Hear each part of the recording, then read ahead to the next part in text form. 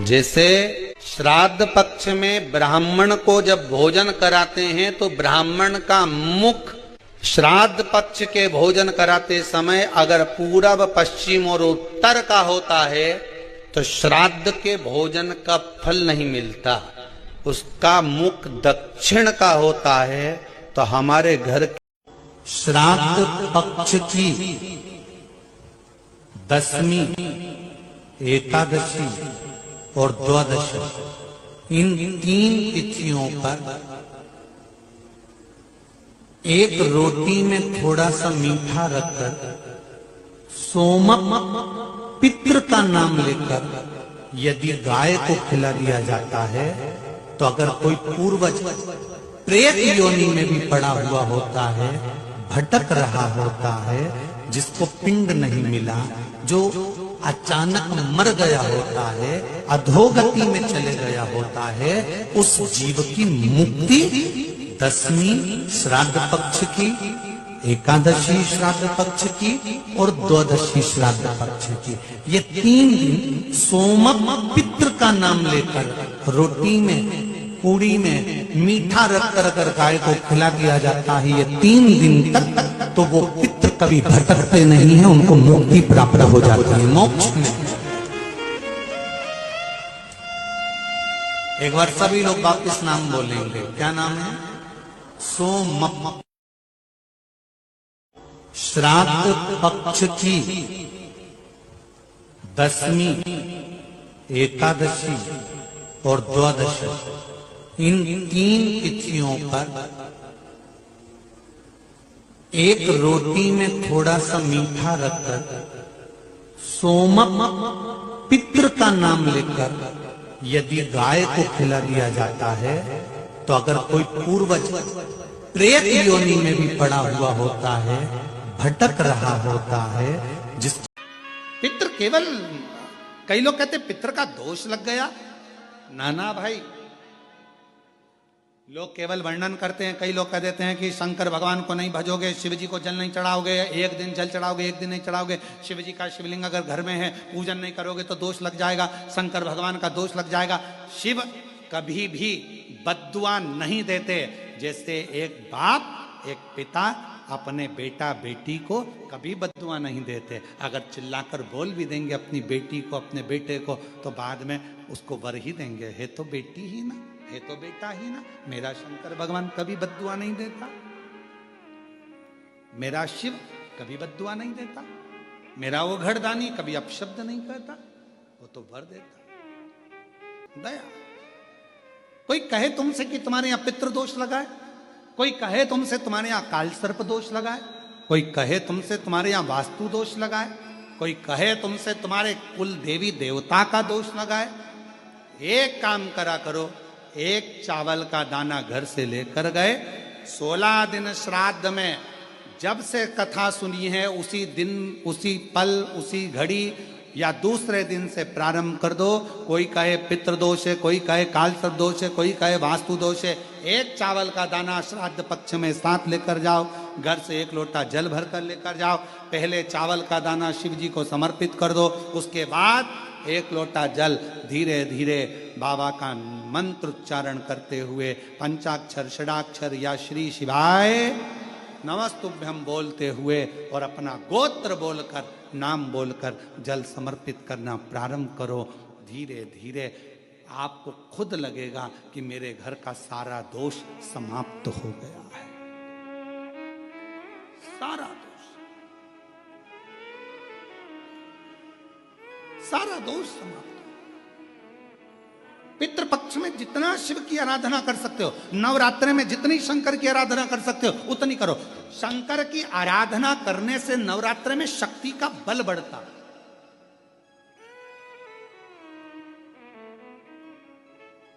शक्ति का बल क्यों गुरुजी नवरात्रि में शंकर जी की आराधना क्यों करना चाहिए? हमने कहा अगर माता रानी से जो मांगना है तुम्हें, अगर तुमने नवरात्रि में शिव जी की आराधना करिए, शंकर की कथा सुनिए, शंकर की आराधना करिए, शिव स्तुति करिए, शंकर को 1 लोटा जल चढ़ाया, मां आद्य शक्ति तुम्हारे पर कृपा करेगी। क्यों? क्योंकि जिस जिस स्थान पर शिवलिंग रखा होता है और जो हस्त कमल है वो माँ पार्वती जगत जननी दुर्गा भवानी है। जब हम जल चढ़ाते हैं माँ आद्य शक्ति अम्बा जगदम्बा 64 योगिनियों पर वो जल चढ़ जाता है और जगत जननी नवरात्र में प्रसन्न हो जाती है। वो जल की इतनी महत्वता है। आद्य शक्ति को प्रसन्न करना है, नवरात्र में शिव जी को जल चढ़ाओ। महाभारत में भी राजा कर्ण की कथा में कहा गया कि दानवीर कर्ण कहा जाता है जिन्होंने दान दिया। तो ऐसा कैसा दान दिया कि दानवीरों की गिनती में युधिष्ठिर नहीं आए, दानवीरों की गिनती में अर्जुन नहीं आए, दानवीरों की गिनती में भीम नकुल सहदेव नहीं आए, दानवीरों की गिनती में केवल राजा कर्ण आए। ऐसा क्या दान दिया? दो कथा है राजा कर्ण की और बड़ी विचित्र। एक, अर्जुन ने जब भगवान कृष्ण से कहा कि दानवीरों में मेरी गिनती क्यों नहीं है, तो भगवान ने कहा कि समय आएगा जब मैं बताऊंगा। एक दिन भगवान कृष्ण ने एक सोने का पर्वत खड़ा कर दिया और भगवान कृष्ण ने अर्जुन से कहा, अर्जुन ये सोने का पर्वत है, मेरा मन कह रहा है कि तू एक काम कर, तू सबको सोना दान कर, तेरे हाथों से जा भर भर के दान कर। अर्जुन ने सारे नगर में सूचना कर दी, कल सुबह 9 बजे से लेकर शाम को 5 बजे तक सोना दान किया जाएगा, आ जाओ। सारे गांव के लोग लाइन लगा कर आ गए। अर्जुन ने तगाड़ी भर भर कर एक एक तगाड़ी सोने की सबको देना प्रारंभ कर दिया। सब डला भर भर कर सोना लेकर चल दिए। अर्जुन दे देकर थक गया पर वो सोना खत्म नहीं। अर्जुन ने भगवान द्वारकानाथ से कहा कि प्रभु अब मेरा दान करते करते मैं तो थक गया, मैं सोना दान नहीं करूंगा। भगवान ने पूछा ठीक है। भगवान ने कर्ण को बुलाया, कर्ण ये सोने का पहाड़ है, दान करना है। कर्ण ने सूचना करवा दी सारे नगर में, कल सोना वितरण होगा, आ जाना और ले जाना। सारे की सारे आ गए, खड़े हो गए। कर्ण ने हाथ जोड़कर बोला, भैया तुम सबको जितना सोना चाहिए, ये पहाड़ है, तुम हो, जिसको जितना चाहिए लेकर चले जाओ। अर्जुन ने कहा, प्रभु वो कर्ण दान कर रहा है, क्या कर रहा है? सबसे कह दिया जिसको जितना चाहिए उठा कर ले जाओ। कर्ण को बुलाया भगवान ने, अर्जुन के सामने पूछा, बेटा कर्ण ये बताओ कि कर्ण तुमने ये सोने का पहाड़, तो कहा प्रभु सोने का पहाड़ मेरा था ही नहीं, तो मैं क्यों टेंशन लूं कि कितना देना है, कितना देना है, मैं क्यों टेंशन लूं? जिसका पहाड़ जो जाने। और दान करने का आपने कहा तो ये भक्त लेने वाले और आप देने वाले, तो बीच में मैं देने वाला कौन? जिसकी जितनी मर्जी हो भर के ले जाए, मेरा क्या है? अर्जुन स्तुप्त हो गया देखकर, स्तुप्त। कई लोगों की आदत रहती है, किसी के यहाँ सत्यनारायण जी की कथा में जाते हैं और अगर उनको प्रसाद का कटोरा दे दिया जाए कि लो प्रसाद बांटो, तो वो आधी आधी चम्मच बांटेंगे। अरे प्रसाद वाले का प्रसाद तेरा काम है देने का, अच्छा दिया जाए, तो तेरा क्या जाए? अरे तो सबको भी तो देना। आखिरी में सबको देने के चक्कर में इतना सारा प्रसाद बढ़ गया तो घर का मालिक ही बोला, पूरा ही बांट देते, काहे को इतना सारा बचा लिया? हम घर में गिने चुने 4 लोग तो हैं, अब 4 लोग में इतना सारा प्रसाद रह जाएगा, कौन खाएगा, क्या करेंगे? सब बांट। हमारे यहाँ बाबा के धाम में, कुबरेश्वर धाम में एक नियम है, नुक्ति बनी, नुक्ति जानते हो ना, बूंदी। नुक्ति वही जो पेट में दुखती, ज्यादा खा लो तो बूंदी बने, तो नुक्ति बूंदी बनती है। कभी कभी खोपरा पाक बन जाता है, कभी बेसन चक्की बन जाती है, कभी सीरा हलवा बन जाता है। तो धाम पर जब बनता है तो हमारे जो भंडारी हैं, वो भंडारी जी पूछते हैं, कह गुरु जी इतना सारा बना है और बाद में शाम के लिए इतना अपन निकाल देते हैं। हमने कहा शाम किसने देखी? शाम किसी ने देखी है क्या? क्या भरोसा जिंदगी का? अभी बना है ना, खिलाओ। तो शाम, हमने कहा शाम को तुम अच्छे रहे, अपन अच्छे रहे और बन जाएगा, वापिस बनाएंगे। सामान कहीं जा रहा है क्या? तुम तो खिलाओ। अब व्यक्ति सोचे कि कहाँ विचार करें, कहाँ विचार करें। आप सबको मालूम होगा एक लोमश ऋषि की कथा थी। लोमश जी, उनके शरीर का एक बाल टूटता था, सबसे ज्यादा पृथ्वी पर रहने वाले अगर कोई ऋषि हैं तो लोमश ऋषि। एक तरफ तो पूर्ण दान दे देना और दूसरी तरफ की कथा कह रही है कि राजा कर्ण इतना प्रतिदिन का स्वर्ण दान करता, सोना दान करता, स्वर्ण दान करता, इतना सोना दान करता, रोज प्राण छूटे राजा कर्ण के। गया ऊपर, सोने की कचौड़ी, सोने की पूड़ी, सोने का पानी, सोने की जलेबी, सोने का भजिया और सोने का भाजी बड़ा और सोने का ही बड़ा पाव, सब सोने का मिला खाने को। तो राजा कर्ण बोला, मैं सोना कैसे खाऊं, मैं ये सोना कैसे खाऊं, ये मेरे बस का नहीं है सोना खाना, मुझे अन्न दीजिए। अन्न का दान करा तुमने राजा कर्ण, तुमने अन्न का दान नहीं करा इसलिए तुमको अन्न खाने को नहीं मिला। शिव महापुराण की कथा कहती है, मौका मिले वस्त्र दान अपनी जगह पर है, स्वर्ण दान अपनी जगह पर है, मुद्रा दान अपनी जगह पर है, भूमि दान अपनी जगह पर है, पर शिव महापुराण की कथा कहती है अन्न दान सर्वश्रेष्ठ माना गया है। जो दिया वो प्राप्त, जो दिया वो प्राप्त। अन्न से बड़ा कुछ दान है ही नहीं। भूखे को भोजन, प्यासे को पानी, जय बाबा बर्फानी। भूखे को भोजन कराए, प्यासे को पानी पिलाए और शिव जी का नाम ले, बाबा बर्फानी का जय जयकार होता ही क्यों है। भूखे को भोजन, प्यासे को पानी, जय बाबा बर्फानी। क्यों कुबेरेश्वर धाम पर अन्न का दान दिया जाता है। अन्न का दान कुबेर का भंडार, कुबेरेश्वर धाम की रीत है। वहां जो आता है थोड़ा अन्न लेकर आता है, चावल ले आएगा, गेहूं ले आएगा। जो कुबेरेश्वर धाम पर आता है वो थोड़ा थोड़ा अन्न लेकर आता है। भले आधा किलो लाया, 1 किलो लाया, पर कुबेरेश्वर धाम में आया तो के अन्न का दान और कुबेर का भंडार मां दिया और वहां लिया, घर पहुंचते पहुंचते प्राप्त हो जाता। तुमने अन्न नहीं दिया है राजा कर्ण, तुमने भोजन में अन्न का दान नहीं दिया। तो राजा कर्ण को लगा कि अन्न नहीं दिया तो अब क्या होगा, तो कहा कि तुम्हें भोजन खाने को नहीं मिलेगा। राजा कर्ण ने कहा कि मुझे कुछ दिन दे दो, मैं पृथ्वी पर जाकर अन्न का दान करूंगा।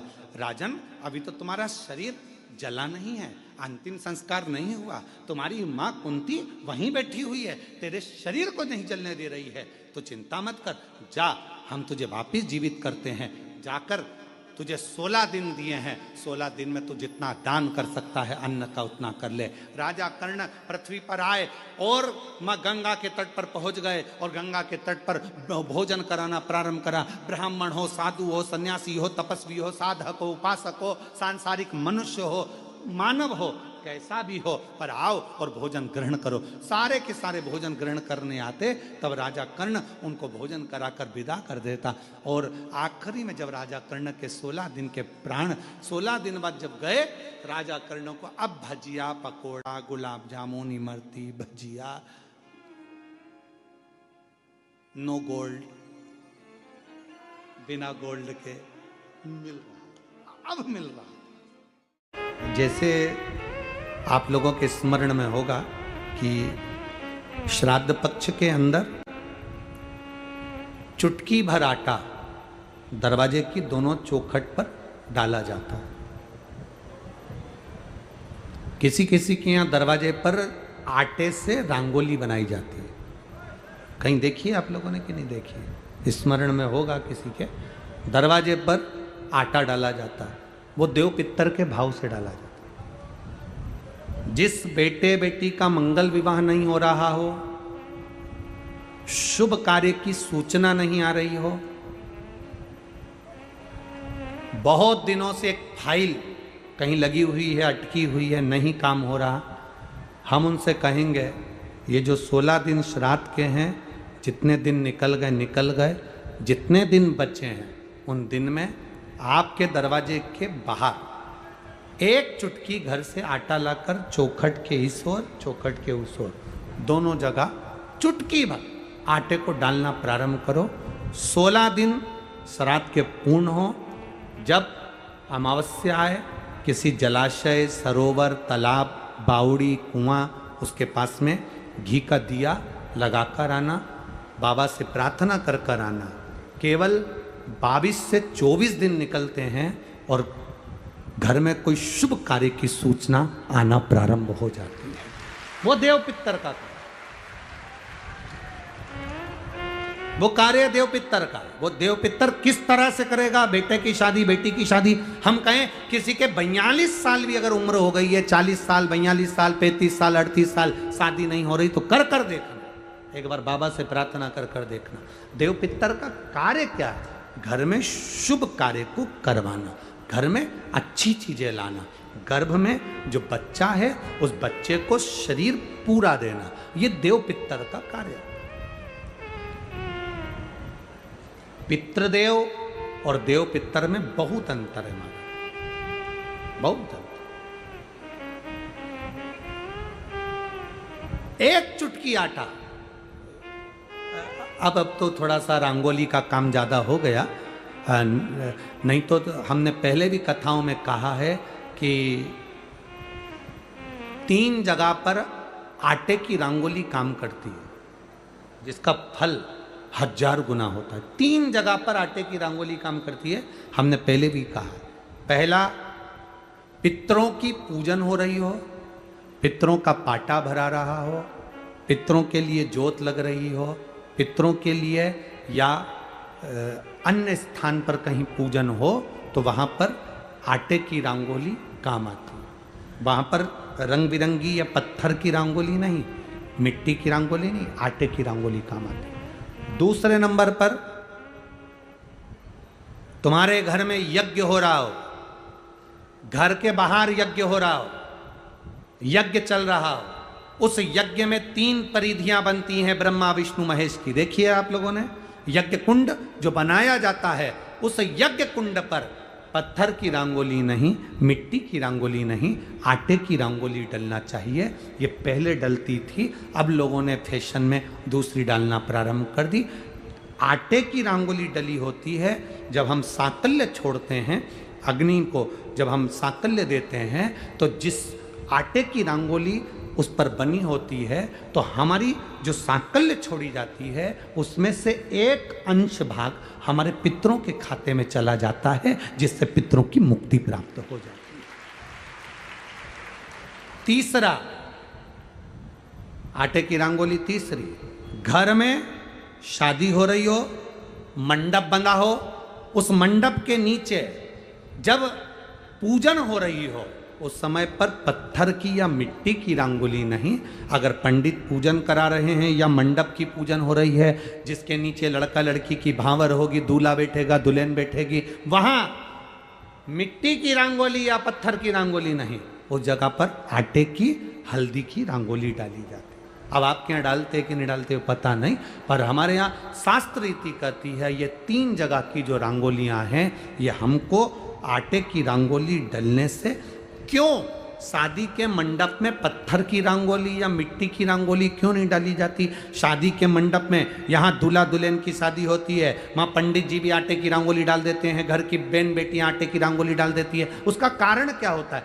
जिसकी शादी में मंडप के नीचे आटे की रंगोली डलती है, वहाँ पितरों को निमंत्रण नहीं देने की जरूरत पड़ती, वहाँ पितर उस वर कन्या को आशीर्वाद देते हैं, जिससे उनका वंश बढ़ता है, वंश रुकता नहीं। और ये निश्चित है, जिसकी शादी में, जिसके विवाह में आटे की रंगोली डलकर भांवर हुई होगी, उसके घर में संतान सुख रुक नहीं सकता, उसके यहाँ संतान का सुख होता ही है। जिसके यहाँ आजकल ये पत्थर रंगोली डाल देते हैं, डाल दिया और कह दिया बस, क्योंकि आजकल फैशन में तो दुनिया जी रही है, तो वो आटे की रंगोली कौन डाले, तो वो फैशन में चल गया, तो संतान की प्राप्ति में भी थोड़ा सा, अब तुम देखो पहले का समय आज का समय कितना अंतर है महाराज।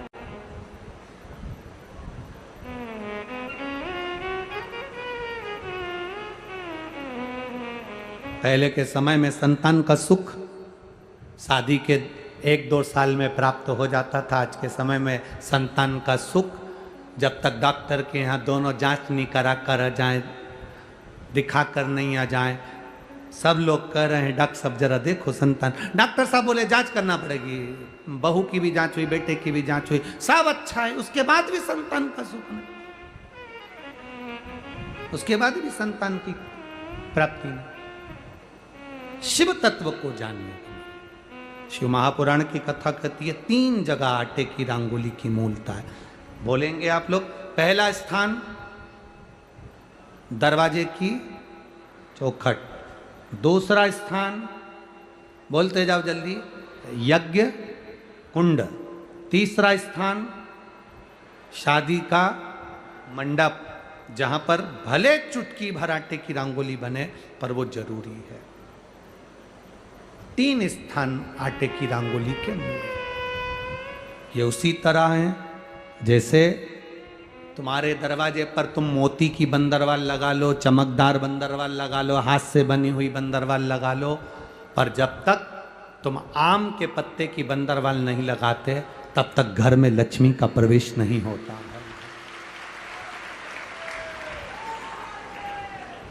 आम के पत्ते की बंदरवाल।